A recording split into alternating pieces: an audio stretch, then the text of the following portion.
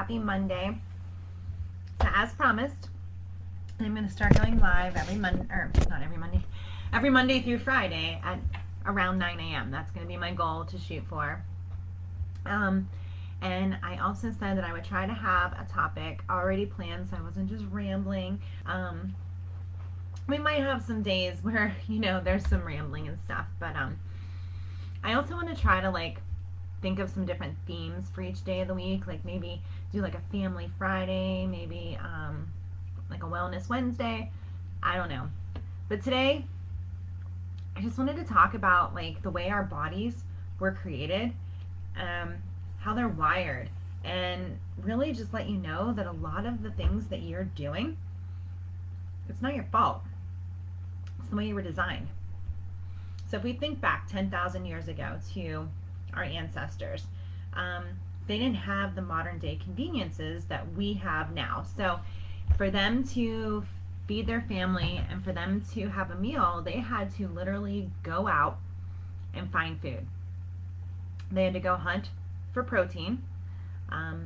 So whether it was fish or animals or whatever that might have been, they had to physically go find and kill, and then do all the slaughtering. They didn't have butchers. They didn't have all of those things to do that for them. They had to do it themselves. So it was very intense manual labor. And there was no guarantee each day that they were going to find something to eat. And then on top of that, they had to grow their own crops. They had to work their own fields, harvest them, clean them, do all the things. They had to churn their own butter. They had to produce their own flour. Everything was done by hand. They didn't have the modern conveniences. They couldn't go to the store and buy a bag of flour. They couldn't go buy a stick of butter. None of that stuff existed. They didn't have all of the modern conveniences.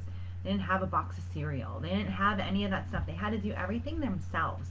And so it required a lot of physical labor, a lot of energy. They burned a lot of calories. So our bodies were designed to store and to hold on to things, mainly fat, so that if there were to be a period of time where they weren't able to find food or they weren't able to harvest enough, that they could live off of themselves, their fat. And their body would tap into those resources and give them the energy and keep them going. And so they had a mentality of they never knew when the next time they were going to eat was going to be. Nothing was ever for certain. They didn't have that convenience of being able to hit a drive-through or go to the supermarket and load a buggy up with food and take it home and just have it there at their hands. So when they would sit down to eat, they would eat and they would stockpile. And so a lot of our mentality of having to clean our plate, having to eat whatever is in front of us, stems back to our ancestors and that mentality of survival. I've got to eat now because I don't know when my next meal is going to be.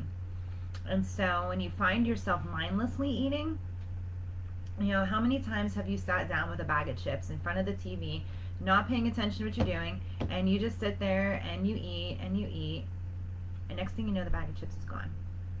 It's not your fault. It's just how our brains are wired. Our brains are wired to feed our body so that we can store that up and have that for future use.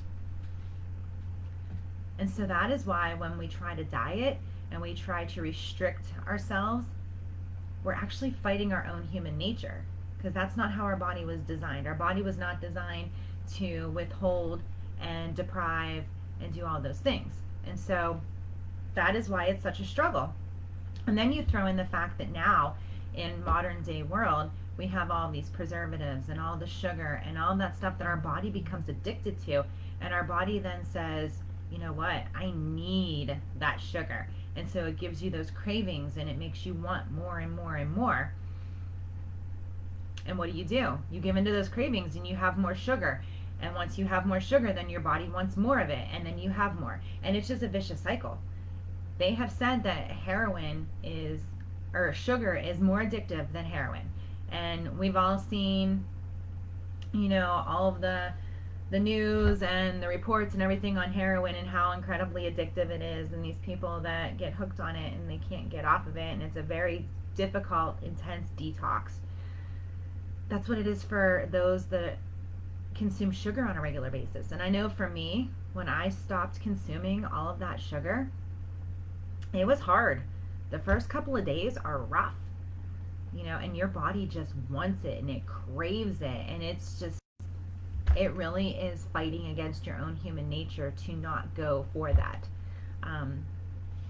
So I just wanted to kind of give you some facts and some info of why we do what we do and why we're wired that way, because I found it to be very fascinating, very interesting when I read about that, because I never really thought about that, never realized that, it definitely makes sense. Our ancestors were burning a lot of calories as they were out hunting and harvesting and doing all of that to prepare their meals. But for us, how much energy does it take to get up off the couch and walk to the refrigerator and grab something? Not a whole lot. And so that is why back then, if you were overweight, if you had a BMI greater than 25, you were looked at as a master hunter, a master provider. You were worshipped as a leader. You were put on a pedestal because you were doing amazing. But nowadays, I don't know if you know this or not, but 80% of the American population is either overweight or obese. It's very alarming. And there are a lot of diseases and medical conditions that stem from being overweight and obese. So it's very scary. So that is what I've got for you today. I'll be back again tomorrow at 9 a.m. and hopefully you'll be here to join me. I look forward to it, and I'll talk to y'all later. Bye.